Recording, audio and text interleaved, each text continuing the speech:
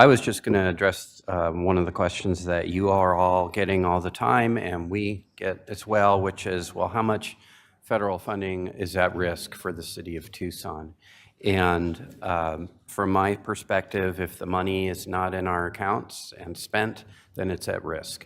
And as the city manager said at the last meeting, the amount of awarded federal funding that we have yet to expend is approximately $285 million. I think it's a fair measure to say that that money is currently at risk. And that doesn't even capture the money that would be at issue going forward that the city would typically get through formula funding or in future competitive grant proposals, which is a much larger number.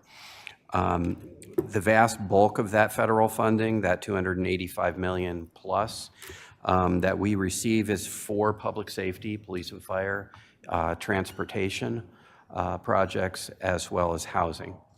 Those are the areas that are most at risk for us and for most cities that are dealing with these cuts or freezes or pauses or whatever they're being called. A few examples just to give some perspective. You got your Choice Neighborhood Implementation Grant. As you all know, that's a $50 million grant for specific affordable housing projects, the largest of which, of course, is the Tucson House Rehabilitation Project. In reliance on that grant award and the agreements that were executed under it, there's been some extraordinary work that's been done to move those projects forward, and now everything is uncertain. Continuum of care funding to address homelessness and provide permanent supportive housing. There's funding already awarded for this fiscal year, the current fiscal year, that approaches $15 million, and it's not just funding to the city, it's with partner agencies, TPCH primary among them.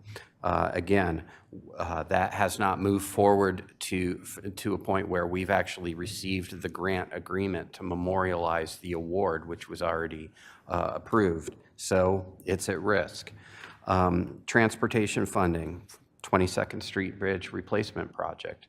I think you all know that's a $25 million award under the Bipartisan Infrastructure Act. It's core infrastructure.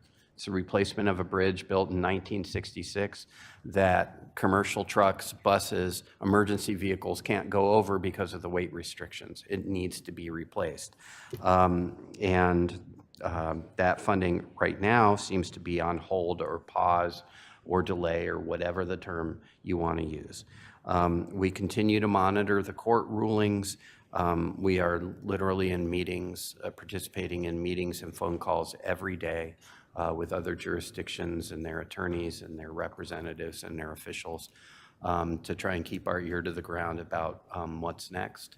And we'll take what actions are appropriate to protect our interests.